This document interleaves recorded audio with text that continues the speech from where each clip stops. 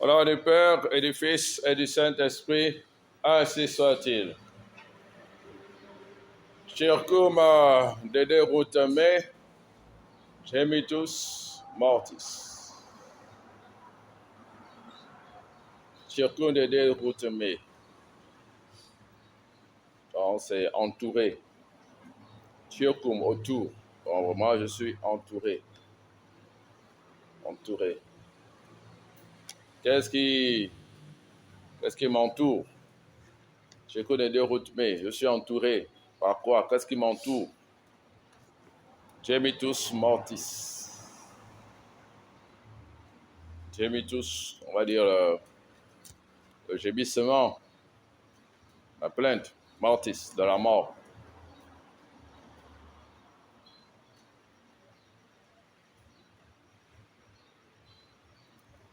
Alors, ça c'est nous. La mort nous entoure. Et nous sommes dans la douleur à cause de cela. Je peux les deux mais gemitus mortis.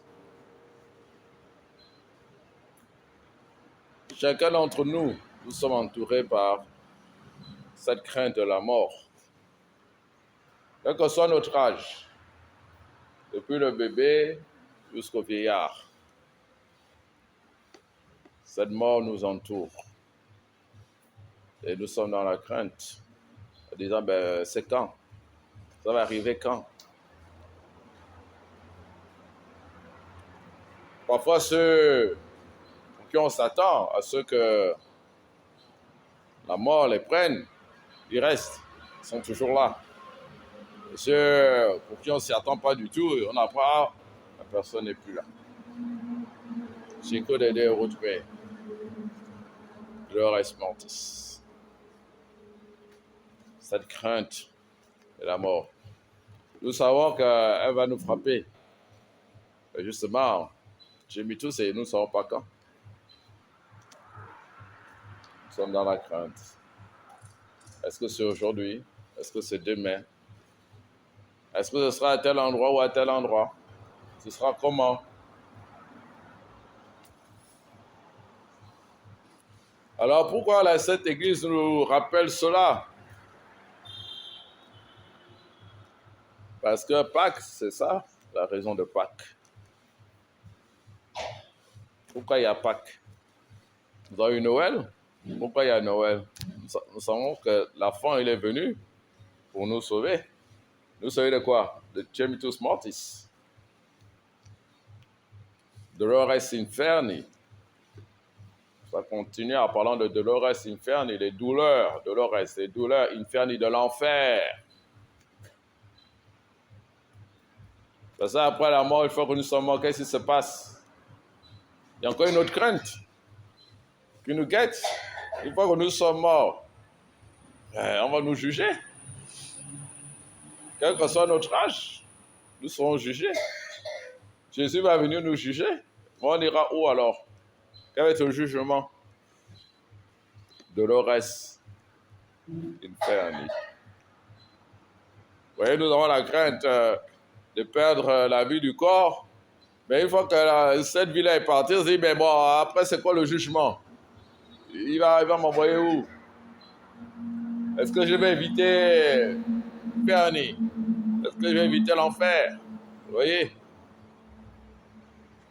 Pourquoi la Sainte Église nous rappelle tout ça?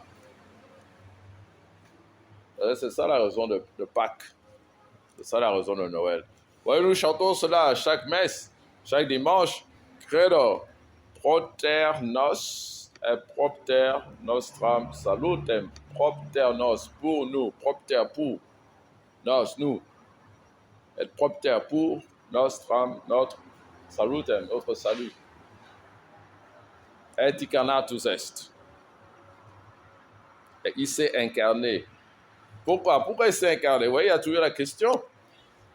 Il est Dieu, il vient faire quoi chez nous là? Nous les pauvres pécheurs comme nous là. Nous les mortels, il vient faire quoi? Il dit, il vient propre. Non, je viens pour vous, mais pour nous quoi? Pour nous sauver.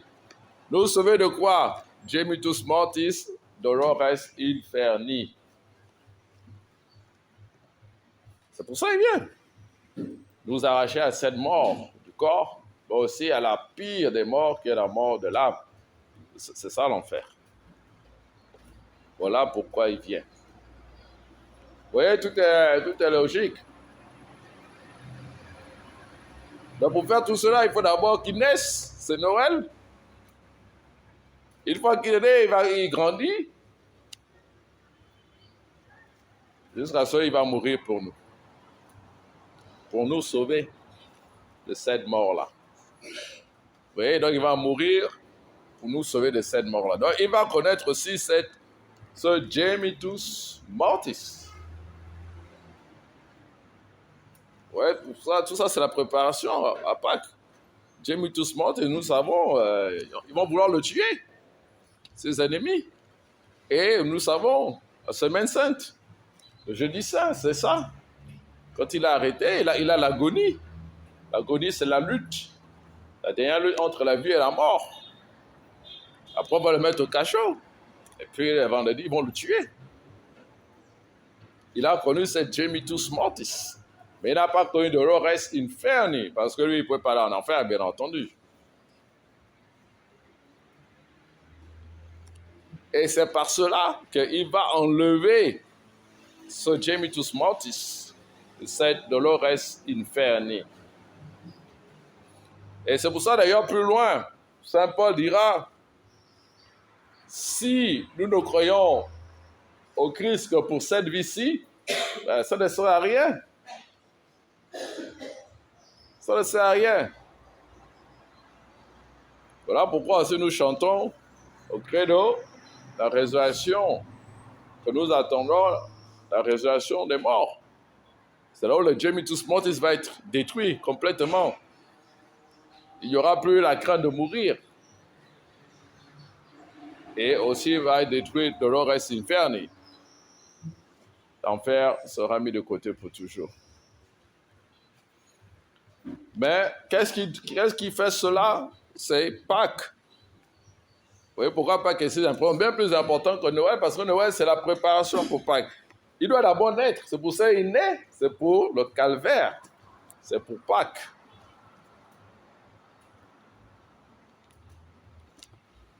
Vous allez me dire, mais nous mourrons toujours, non? Pâques a déjà eu lieu. C'est parce que nous sommes pressés. La victoire est déjà obtenue à Pâques. Ce qui se passe maintenant, c'est qu'elle nous est appliquée au fur et à mesure. Elle nous est appliquée au fur et à mesure. Avec l'un d'entre vous, nous parlions des saints dont les corps sont encore là. Le saint est mort depuis 1000 ans. Mais son corps est encore là. Vous allez, vous voyez son corps. Comme si il dormait, comme si elle dormait. Ça fait 1000 ans que la personne est décédée. Que le gemitus mortis l'a atteint. Mais pas le dolores inferni. Ils ne sont pas en enfer, ils sont au ciel. Oui, il a déjà eu la victoire. Dolores inferni, c'est terminé. C'est vrai qu'ils ont eu le gemitus mortis. Mais Jésus nous montre un bout de la victoire par leurs corps qui sont encore là. Plus de 1000 ans, le corps est là. Il est intact, comme on dit. Le corps est intact. Il y a plusieurs saints comme ça. Ça peut être 1000 ans, 1500 ans, ça peut être 200 ans, 300 ans, 400 ans. Les corps sont là. Vous connaissez beaucoup Sainte Thérèse de l'Enfant Jésus. Ben, vous allez voir son corps. Le curé d'Ars, vous allez trouver son corps. Ce sont des saints récents. Mais il y en a encore on dit 500 ans, 1000 ans, leurs corps sont encore là.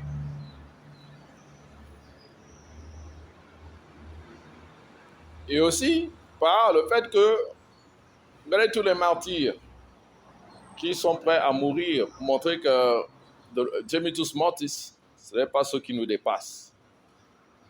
Nous sommes prêts à mourir pour Dieu. Et d'autres exemples encore, et c'est pour ça que c'est important, vous voyez, ceux qui donnent leur vie pour Dieu, dans le sacerdoce ou dans la vie religieuse, ils montrent que gemitus mortis, Ce n'est pas ce qui est le plus important. Ils donnent toute ma vie à Dieu. Mais pourquoi ils le font? C'est parce qu'ils savent qu'après, ils vont gagner autre chose. Donc, vous voyez, comprenez bien toute cette liturgie. Noël prépare à Pâques. Et comme Pâques, c'est vraiment le plus grand, et que pour vous préparer à Pâques, vraiment, on va faire ça étape par étape. D'abord, le temps de la 7e, il y a 3 dimanches. Ensuite, le carême. Mais même le carême lui-même, il est divisé, on va dire, en 2. Il y a un moment plus profond qu'on attend le temps de la passion. La passion, c'est la souffrance. Il y a 2 dimanches. Et on divise encore ça en 2 pour le dernier là, qu'on appelle la semaine sainte. Parce que c'est tellement profond, le Pâques. Et c'est pour ça, vous voyez, on va prendre beaucoup de temps pour méditer Pâques. Parce que vous voyez, tout ça, c'est tellement grand. Il y a encore beaucoup de temps pour tirer les fruits avec le temps après la Pentecôte. Alors voilà, dans cet esprit que vous devez vous mettre. Et pour terminer, vous voyez, Saint Paul nous parle des coureurs du stade. C'est comme une course. Vous voyez, nous sommes en train de courir pour arriver à Pâques. Est-ce que nous allons tous arriver à Pâques? Mais quand on parle d'arriver à Pâques, ce n'est pas d'arriver à Pâques avec notre corps et puis on est là. Et puis on fait la bamboula de Pâques et puis on a les vacances de Pâques. Pâques, ce n'est pas la bamboula, c'est spirituel. Donc arriver à Pâques spirituellement prêt, c'est ça dont on parle là. Et Saint Paul nous dit, mais pour faire ça, c'est comme ceux qui courent. Ou bien les lutteurs. Ils se privent de tout. Et c'est ça le carême. On va se priver. Pour l'instant, ce n'est pas encore le carême. Mais dès que le carême va commencer, il va falloir se priver d'un certain nombre de choses. C'est comme ces coureurs-là, comme ces lutteurs. Voilà, les sportifs de haut niveau, ils font des sacrifices. Ils se privent de beaucoup de choses. Ils vont pas boire de nuit tout le temps. Ils vont pas bamboula tout le temps. Parce qu'ils veulent obtenir un objectif. Donc nous aussi, on va arriver à Pâques. Donc nous allons nous priver de pas mal de choses. Eux pour une couronne périssable, nous pour une couronne impérissable. Saint Paul dit que même lui, qui est pourtant un apôtre, il s'applique cela. Parce que lui aussi, gemitus mortis, dolores inferni. Il dit, voilà comment je cours, ce n'est pas sans but, voilà comment je fais, ce n'est pas en cognant dans le vide. Mais je meurtris mon corps et j'en fais un esclave. C'est-à-dire qu'il se prive de beaucoup de choses. Lui-même, Saint Paul se prive de beaucoup de choses. De peur qu'avoir prêché aux autres, je ne sois moi-même condamné. Voilà, c'est de ça le problème. Vous voyez, nous prêchons, il faut faire pénitent et tout ça. Et puis, bon, nous, on vit on se prive derrière. Est-ce que c'est normal? Non. Donc, ça n'a pas dit, bon, je ne peux pas dire aux gens, il faut vous prier pour Pâques. Et puis, moi, je fais la bamboula. Ça n'a pas de sens. Et il a ajouté quelque chose de très important, c'est que, bon, tous ceux qui ont traversé la mer Rouge, ils ont mangé la manne, eux tous, avec Moïse. Mais Saint Paul dit, c'est à la fin, hein, bien peu d'entre eux furent agréables à Dieu. Il dit, voilà, on peut vraiment arriver à Pâques, mais est-ce que nous avons été agréables à Dieu? Est-ce que nous sommes vraiment préparés? C'est ça. Vous voyez, tous ceux qui ont traversé, vous savez que quasiment personne n'a vu la terre promise. On considère que les Juifs étaient à peu près 2 millions, quand on compte les femmes et les enfants. Quand ils sortent d'Égypte, à peu près 2 millions. Quand on compte les femmes et les enfants, ils traversent, ils mangent la manne. 40 ans, ils vont être nourris, etc. Donc sur ces 2 millions-là, quasiment personne ne verra la terre promise. Même Saint Paul, Moïse lui-même ne va pas entrer. Il va avoir, mais il n'entrera pas. Ils sont très très peu nombreux ceux qui sont entrés dans la terre promise. Donc voilà. Ne nous disons pas que oui, voilà, nous sommes catholiques, nous sommes si, moi je suis prêtre, voilà, donc la porte est ouverte. Non, non, non, si on ne fait pas